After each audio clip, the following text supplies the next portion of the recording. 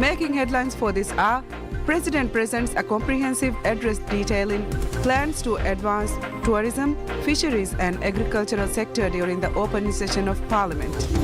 President revealed that the government has planned to carry out over 1,000 developmental projects throughout the country. And President asserts his intention to implement measures aimed at eliminating the entrenched culture of the excessive expenditure.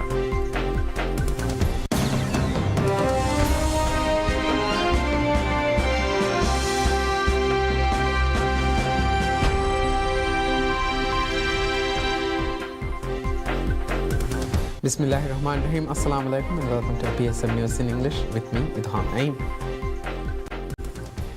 President Dr. Mohammad Moiz presents a comprehensive address detailing his administration's strategic plans to advance the nation's tourism, fisheries and agriculture sectors during the opening session of Parliament for 2025. His vision encompasses enhancing infrastructure, promoting underdeveloped regions, supporting new facilities and establishing a special economic zone, reflecting a commitment to sustainable growth and modernization. President announced that this administration aims to attract over 2.3 million tourists in 2025, building on the historic milestone of welcoming over 2 million tourists in a single year for the first time in 2024, which marked a 9% increase in compared to 2023. He noted that the administration has initiated multiple efforts to achieve this target. This includes the acquisition and operationalization of the wide-body aircraft for the national carrier Maldivian. The aircraft has already commenced flights to 3 destinations in China, with plans to expand. Additionally, another wide-body aircraft is expected to be acquired in October 2025 to facilitate direct flights between Mali and various European destinations. The administration also intends to introduce incentives and streamline investment processes to foster the development of tourist facilities in less developed regions. According to the administration's 2025 budget, the Maldives is projected to receive 2.2 million tourists, accounting for an estimated 14.2 million bed nights. The administration aims to attract over 2.3 million tourists this year. President also highlighted the crucial need for modernizing the fisheries sector, characterizing fishing as a fundamental aspect of Maldivian identity and survival. According to the president this year, cold storage facilities and fish processing plants will be developed in Felivaru, Lavian Atoll, Fiori, Gafdal Atoll and Nilandu, Faf Atoll, among other locations. The president said that cold storage developments project in Felivaru and Tinadu, Gafdal Atoll will be completed within the year. A comprehensive registry of all fishermen has been established. Citing this, President stated that loans and credit facilities will be extended to these registered fishermen and vessels later this year. President Dr. Moizu also outlined the progress of the plans to establish a special economic zone dedicated to agriculture by the end of 2025. The administration's revised plans designate Fushidi-Garufalu as the site for the special economic zone, replacing the initially proposed Uturu Tilafaru. President said that this initiative is intended to elevate the agricultural sector into a significant contributor to the national economy. President Dr. Mohammad Moiz urges people to expect the swift delivery of his electoral pledges with the season of results this year. In his presidential address to inaugurate the Parliament for 2025, President Dr. Moiz outlined his vision for the nation for the year ahead. The president insisted that he is determined to work with honesty, sincerity, self-confidence and courage for the betterment of the nation and its people. He reiterated that 2025 will be a revolutionary year of infrastructure development for the Maldives. Highlighting that housing shortages remains the biggest social problem facing the country, the president insisted that major projects will be carried out this year to finally address the long-standing shortage. The government has earmarked $181.5 million for housing, out of which $116.7 million has been allocated for infrastructure development in the housing sector. In that regard, the government has announced several housing projects across the country in January, inviting interested contractors to develop housing units in 57 different islands facing severe housing shortages. In addition to housing, the government has launched several initiatives to diversify and strengthen the country's economy through tourism promotion and enhancing other industries.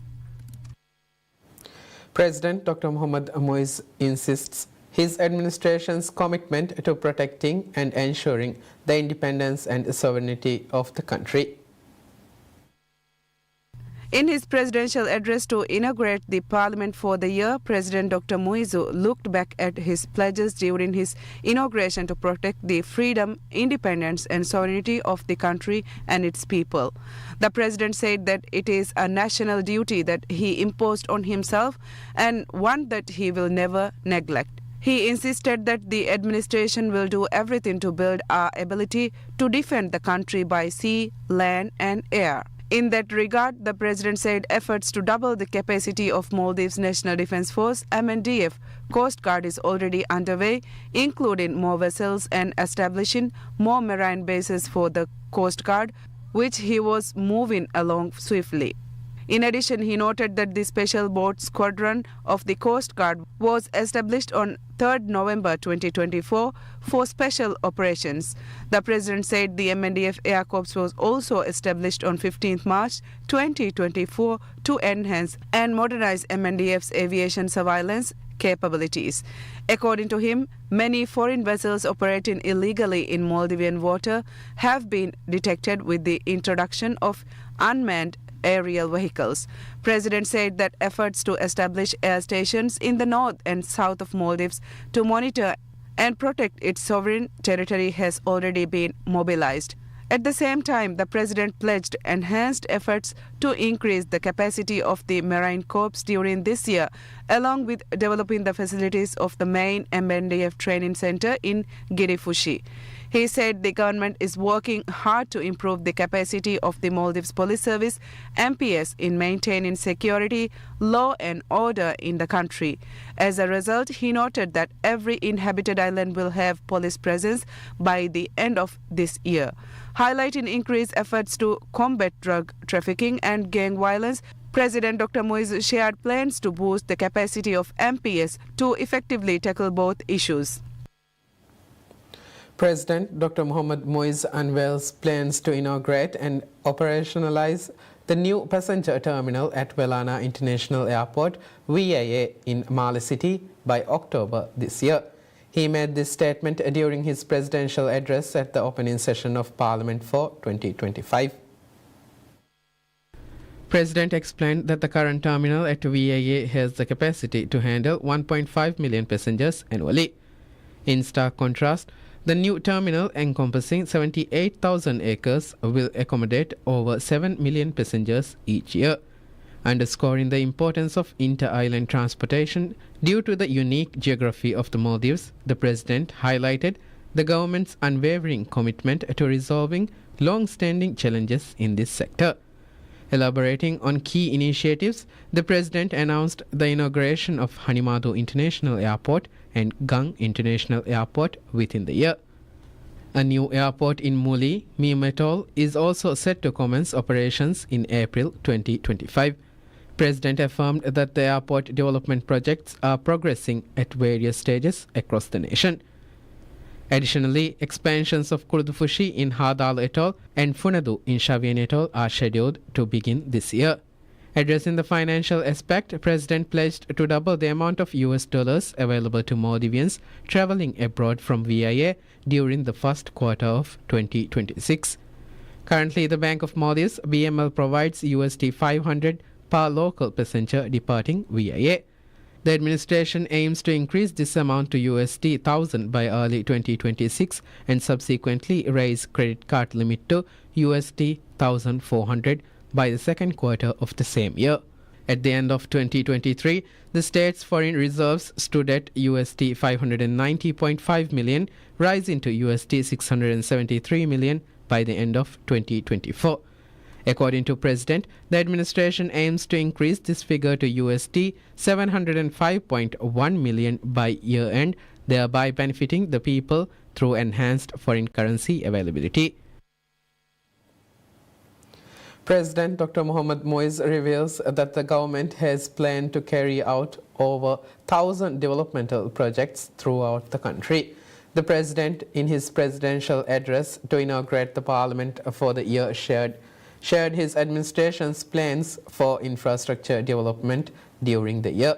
According to the President, many projects had been stalled when he took office, while several projects had been contracted without any budget or planned to coincide with elections. So as the first order of business, this administration had to come up with a way to kickstart stalled projects and complete ongoing projects, he added.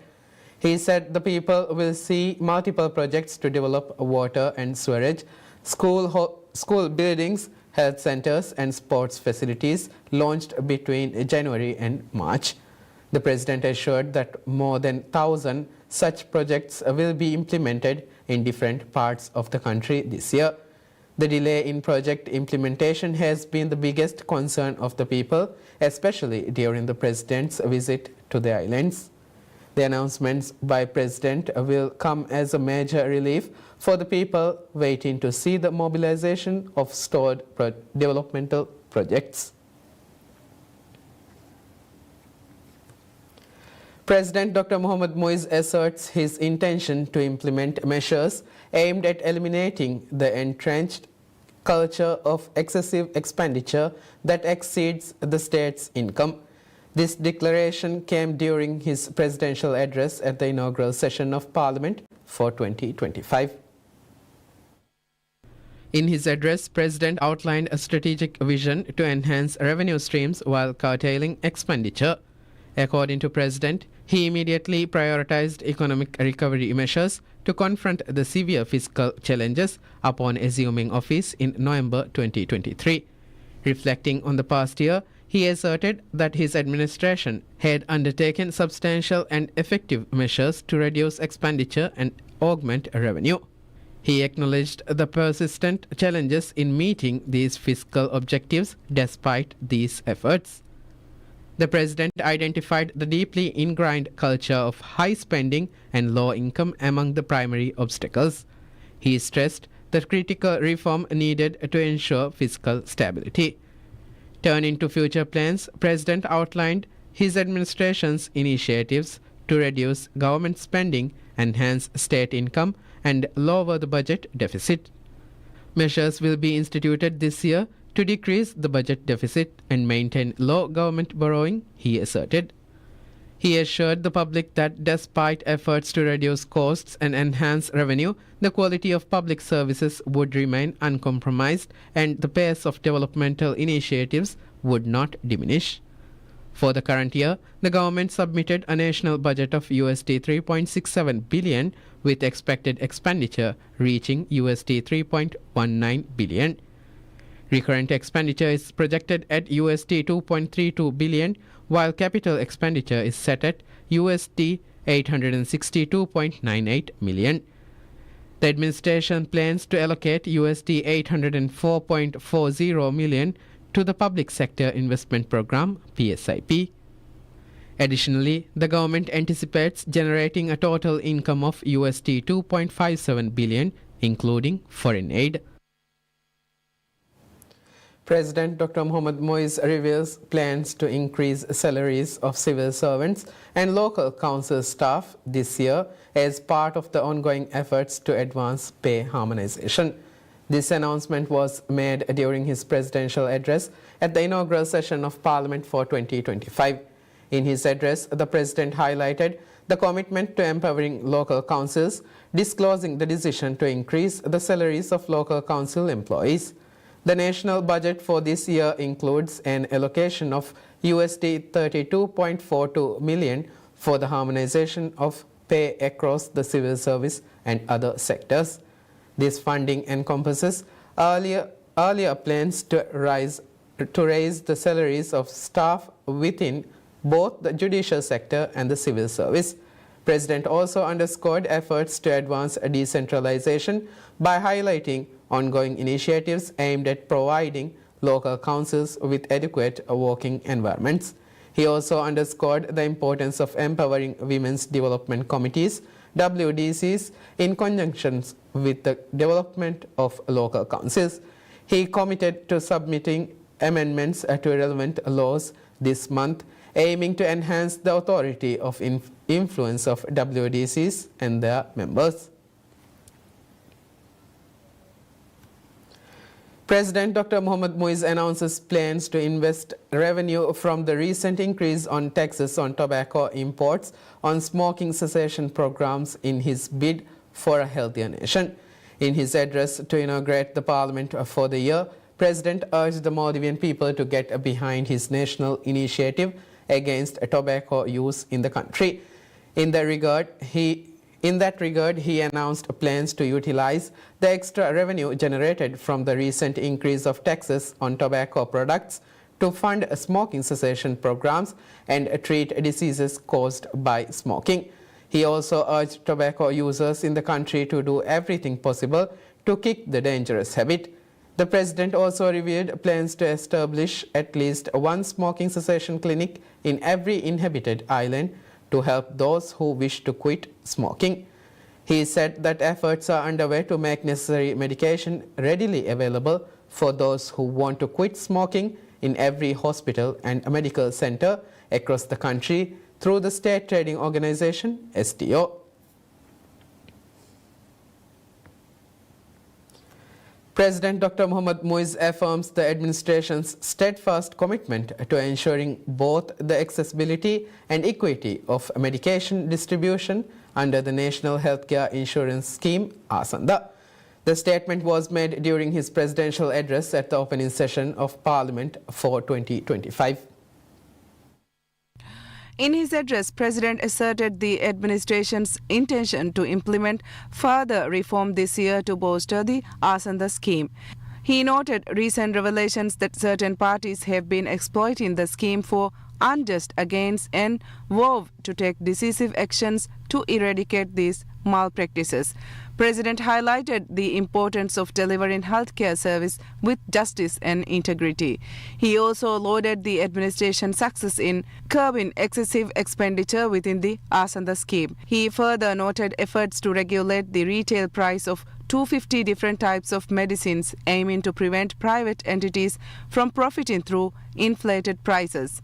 President reaffirmed the administration's unwavering commitment to reforming the Asanda scheme despite attempts by certain private entities to hinder access to medication following these reforms.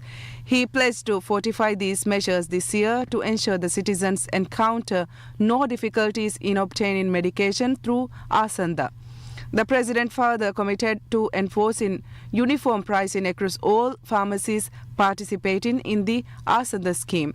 He affirmed dedication to addressing the challenges faced by individuals in acquiring medication in Mala City and the outer islands without incurring additional costs, while ensuring the quality of the medication provided. President also reiterated the administration's determination to persist in implementing these measures through the year, highlighting their critical role in safeguarding the healthcare system.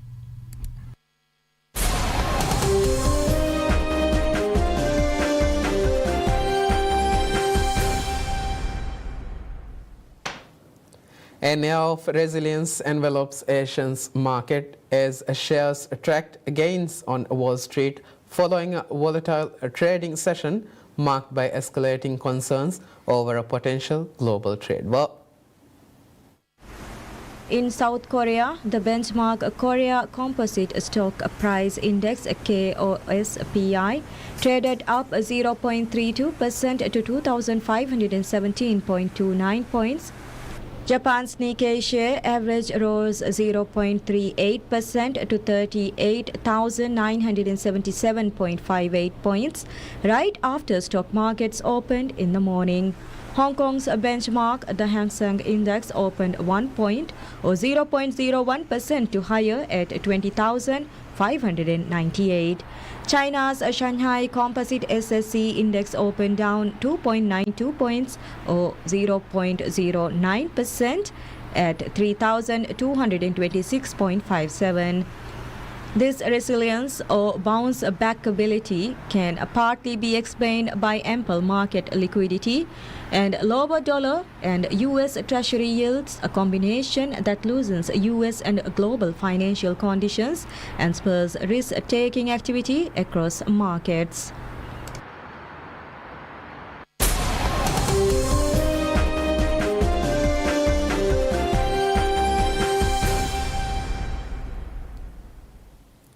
United Nations Secretary General Antonio Guterres tells President Donald Trump to avoid ethnic cleansing in Gaza after the US leader proposed that Palestinians resettle elsewhere and the United States take over the war-torn enclave.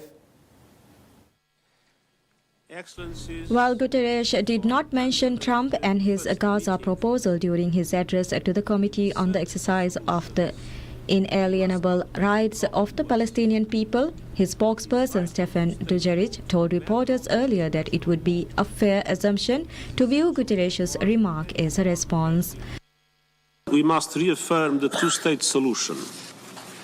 Any durable peace will require tangible, irreversible, and permanent progress toward the two-state solution, an end to the occupation, and the establishment of an independent Palestinian state with Gaza as an integral part. A viable sovereign Palestinian state living side by side in peace and security with Israel is the only sustainable solution for Middle East stability. Dujarric said that Guterres spoke with Jordan's King Abdullah about the situation in the region earlier on Wednesday. Palestinian UN envoy Riyad Mansour, appointed by the Palestinian Authority, told the committee that Abdullah would deliver a coordinated message to Trump from Arab states when he visits Washington next week. We have no country except Palestine. Gaza is a precious part of it. We are not going to leave Gaza. Israel withdrew soldiers and settlers from Gaza in 2005. The territory has been ruled by Hamas since 2007, but is still considered to be under Israeli occupation by the United Nations. Israel and Egypt control access. A deadly attack by Hamas militants on southern Israel on October 7, 2023, set off a war that has since laid waste to most of the territory. A deal on a ceasefire and a release of hostages held by Hamas went into force on January 19th.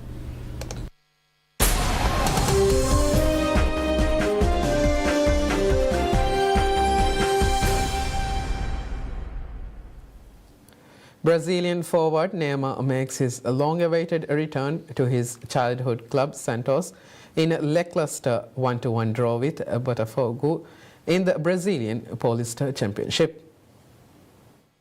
The Urbanco Caldeira Stadium erupted in celebration as jubilant and tearful fans lit up their mobile phones to give the striker, who left the club 12 years ago, a hero's welcome before kick-off. Neymar, who joined Saudi Arabian side Al Hilal from Paris Saint-Germain, was limited to 7 appearances after tearing the anterior cruciate ligament and meniscus in his left knee in a World Cup qualifier against Uruguay in October.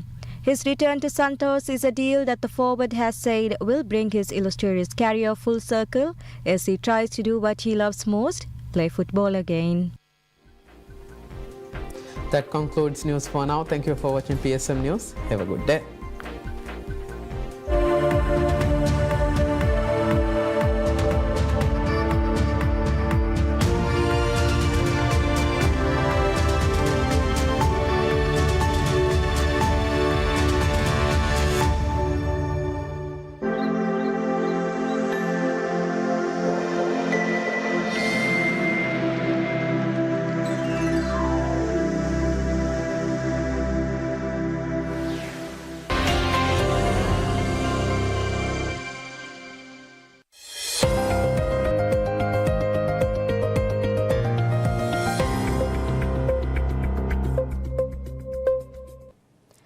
Assalamualaikum aduniga kalige molinga program ka marhaba danawang aduniga kalige miyaduge program ai ki badal kolli arun hafiz absatar duniga kalimi program ki argumen duniga mashrum fah kolwe muhim mukanta togmacha tafsili adi tahlili gote ka balal mataka geneste program yodon kome program mi hasa kolani waki mawluaka miyaduge program ge mawluaki amerika ge reuma gaza ge korima mi mawlu agule itu tafsil ta din mataka miyaduge program ka arganda ki ga baywani